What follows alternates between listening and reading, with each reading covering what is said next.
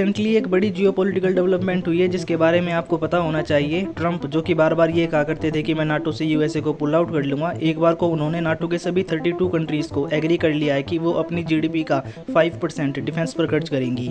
एक बार को इसी बात को लेकर काफी डाउट था कि ट्रम्प नेदरलैंड्स के हेग में होने वाले नाटो के समिट को अटेंड भी करेंगे कि नहीं। यूरोप में मैं देख रहा था काफी ज्यादा खुशी का माहौल हैगा क्योंकि नाटो के समिट को ट्रम्प ने अटेंड किया। अपार्ट फ्रॉम इसके जितने भी मेंबर कंट्रीज थे उनके साथ अच्छे से बिहेव किया।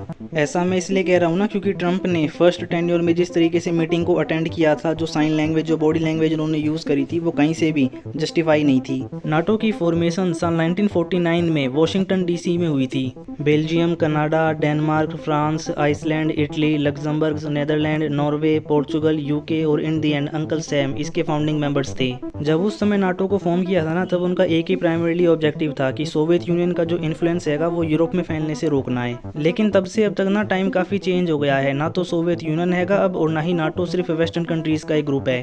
टाइम के साथ जो नाटो की जरूरतें हैं ना वो भी चेंज हो गई हैं। इसीलिए ट्रम्प का कहना है कि 5% जीडीपी का सभी कंट्रीज को अपनी खर्च करना चाहिए डिफेंस के ऊपर। पहले नाटो ने ये जो टारगेट है ना 2% रखा था, लेकिन अब इसे रिव्यू कर साल 2035 तक के लिए 5% रख दिया है। ओवर दी ईयर्स ना नाटो ने वेस्ट यूरोप से ईस्ट यूरोप में अपने आप को एक्सपेंड किया है और रशिया यूक्रेन की वॉर के बाद इसमें कई नए देश भी शामिल हुए हैं। मैं रिसर्चर्स और एक्सपर्ट्स के बीच में देख रहा था इस बार का जो समिट हैगा इसको लेके वो काफी क्वेश्चनेबल हैंगे कि ये सक्सेसफुल हैगा या फिर ये अनसक्सेसफुल हैगा। ज्यादातर जो यूरोपियन एक्सपर्ट्स हैंगे ना उनका ये मानना है ये जो समिट हैगा ना वो अनसक्सेसफुल हैगा। क्यों? क्योंकि इसमें रशिया को ओवरऑल सभी कंट्रीज ने मिलकर एक मेमोरेंडम में क्रिटिसाइज नहीं किया।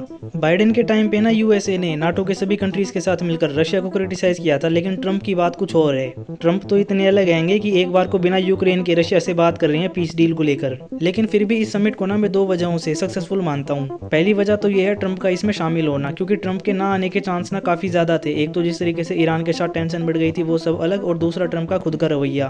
क्योंकि ट्रम्प के पहले टेन्योर के जो सिक्योरिटी एडवाइजर थे ना यूएसए के जॉन बोल्टन, उन्होंने कहा था कि ट्रम्प ना एक अवसरवादी नेता आएंगे, उनकी इंटरनेशनल रिलेशन को लेकर कोई भी आइडियोलॉजी नहीं है की।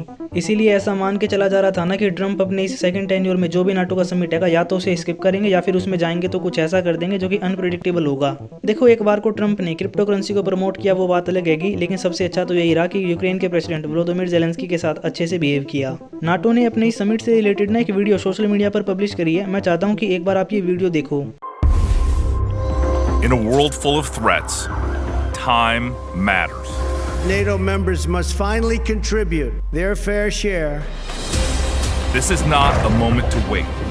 This is the hour to act. Everyone's agreed to substantially up their commitment. This is not about reliance. It's about readiness, resilience, responsibility, resolve. It's about peace through strength. NATO became much stronger because of my actions. From the Arctic to the Black Sea, from the Baltic to the Atlantic, we stand as one force, every ally, every time. In this moment, driven by commitment, led with purpose. This is not just defense, it's deterrence. It's NATO. The time is now.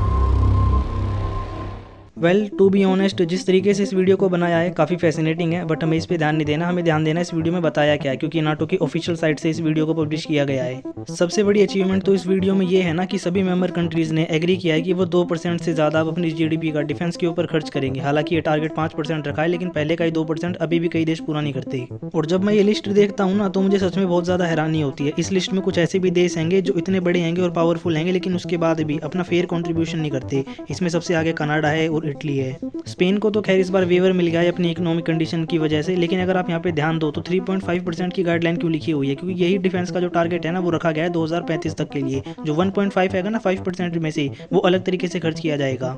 ये जो 1.5% का defence budget है ना, इसे खर्च करेंगे rail, ports, roads, cyber security, इस सब पर। ये जो 2 बड़ी अचीवमेंट हैगी ना, ये एक तरीके की डेडलाइन हैगी। मैं आपको समझाता हूँ कैसे। आई एम श्योर आपने ट्रम्प की टैरिफ वॉर के बारे में सुना होगा, जिसको ट्रम्प ने शुरू किया था और अचानक से रोक दिया था, फिर दोबारा शुरू शुरू करा फिर दोबारा रोका, क्योंकि ट्रंप ना छोटे और बड़े दोनों ही देशों के साथ सोच समझकर टैरिफ वॉर को शुरू कर रहे हैं और इसे as a bargaining tool use कर रहे हैं। हमने मैक्सिको के केस में देखा था, जब ट्रंप ने मैक्सिकन गवर्नमेंट के ऊपर टैरिफ लगाए थे ना, तो हमने देखा था मैक्सिकन गवर्नमेंट ने अपने कुछ सोल्जर्स को यूएस बॉर्डर के साथ डिप्लॉय कर दिया था, जिनका यही काम देखना था कि ड्रग कार्टेल यहाँ पे इलीगली ऑपरेट ना करें। बाद में मैक्सिकन गवर्नमेंट ने ये भी डिफाइन कर दिया कि इनका काम ये भी है जो इलीगल माइग्रेशन हो रहा है ना उसको रोकना इन्हें। कनाडा के केस में भी सेम था। 51 स्टेट्स का जो डायलॉग चलाया था वो इसीलिए था कि एक बार को कनाडा झुक जाएगा, लेकिन जब कनाडा नहीं झुका तो टैरिफ वॉर को आगे बढ़ा दिया। जिस तरीके से ये बार्गेनिंग ट्रंप ने करी है ना, ठीक वही यूरोप के साथ करना चाहते हैं, क्योंकि ट्रंप अभी बिना दो वजहों से यूरोप का सपोर्ट चाहते हैं। पहली वजह तो ये है ना, ट्रंप को ये बात अच्छे से पता है चाइना आज इतना माइटी हो चुका है ना कि यूएसए उसको अकेले नहीं हरा सकता, उसको अपने अलाइड पार्टनर्स की जरूरत है, क्योंकि ज्यादातर अलाइड कंट्रीज एक बार को यूरोप में आएंगे ना, इसीलिए एक बार को ट्रंप सोच रहे हैं कि रशिया के खिलाफ मैं यूरोप की मदद कर ही देता हूँ। ये हमने देखा भी, पीस डील उस तरीके से साइन नहीं हो पाई जैसा सोचा था। और एक बार को तो ये भी बात चल रही है कि ट्रंप ने यूएसए की मिलिट्री एड जो रोकी थी ना यूक्रेन को, उसको दोबारा से शुरू कर देंगे।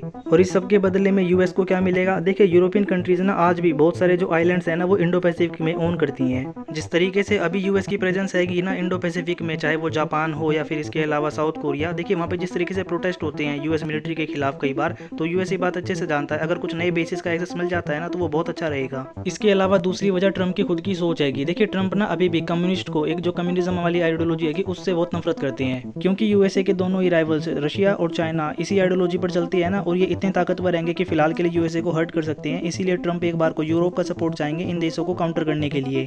और मैं ये बड़ा चढ़ाकर नहीं कह रहा हूँ, ना ही इस टॉपिक को ग्लैमराइज कर रहा हूँ लेफ्ट और राइट को, लेकिन अभी हमने हाल में देखा था न्यूयॉर्क में जो इलेक्शन हुआ था, उसमें मेयर ने जो इलेक्शन जीता जोहरान ममदानी को, उनको ट्रंप ने किस तरीके से क्रिटिसाइज किया था। इसलिए ही मैं कह रहा हूँ कि यूरोप की मदद चाहिए चाइना को काउंटर करने के लिए यूएसए को। क्यों? क्योंकि एक बार को चाइना में भले ही बिलियनर और बिलियनर होंगे, लेकिन चाइना आज भी कम्युनिस्ट आइडियोलॉजी को ही मानता है। इसीलिए ट्रंप की ना आने वाले समय में यही पॉलिसी रहेगी, यूरोप के ऊपर जितना दबाव डाला जा सके ना डाला जाए, और उनसे डिफेंस की जो स्पेंडिंग है वो बढ़वा ली जाए। लेकिन यूरोपियन लीडर्स भी ट्रंप के आगे इतनी जल्दी आसानी से घुटने नहीं टेकेंगे। अगर ट्रंप आने वाले समय में पुतिन के साथ अपनी नजदीकियां बढ़ाएंगे ना, तो यूरोपियन लीडर्स भी चाइना के शी जिनपिंग के साथ अपनी नजदीकियां बढ़ाएंगे।